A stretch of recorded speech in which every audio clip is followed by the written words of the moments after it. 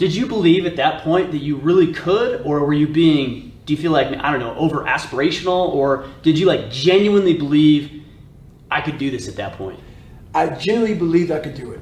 And the reason why, because I had this voice in the back of my head that I kept on running from. I was afraid of water. I was afraid of dealing with things that made me feel unaccepted. I didn't accept myself. So I kept on going towards things that I felt good. Let me go this way. But something kept on saying, motherfucker, you have it, man. You got it, man. But you're going to have to fail a lot. But you have it.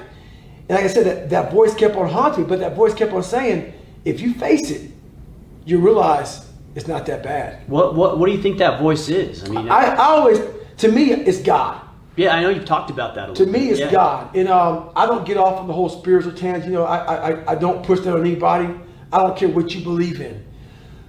But if you think you're the only motherfucker out here, just chilling out, and there's nothing, and I don't know what God is. No one does. I don't know anything about it. But I know there's something that is above David Goggins. There's too much energy in this world. There's too much. Trust me, I've experienced it, man.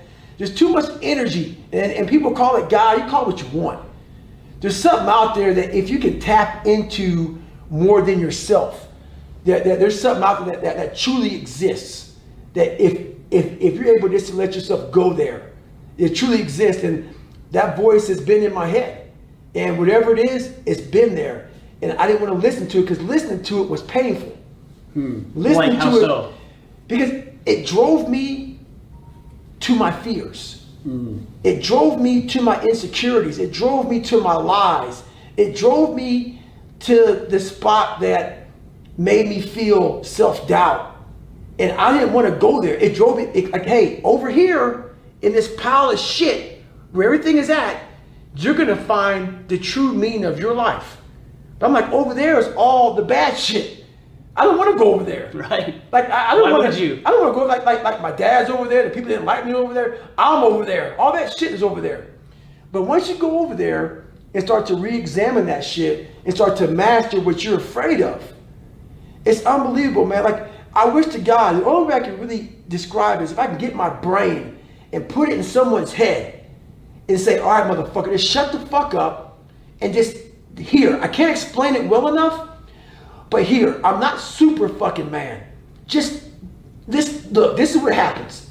Because basically, what's over there is victory. It's all fucking victory. But you have to have the balls and the fucking courage, man. And that's the hard part. There's no science behind this shit. There's no fucking practice. Literally, you have to have the balls to go in your own life, in your own shit. And once you go in there and you're able to face it and able to talk about it, you're now in the even playing field with everybody in the world. I don't give a fuck where you come from, how much money your parents have, how much money you didn't have. If you're able to handle yourself, know what you're about, know what you're made of, know how fucked up you are now on an even playing field with the world. So once I did that, all these people who have more money than me, where they came from, had great parents and everything, they're like, oh my God, I caught all you motherfuckers.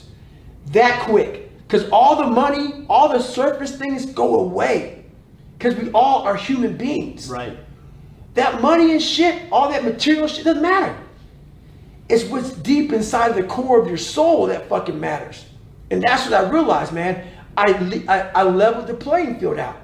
But I had to go over there and face that shit first.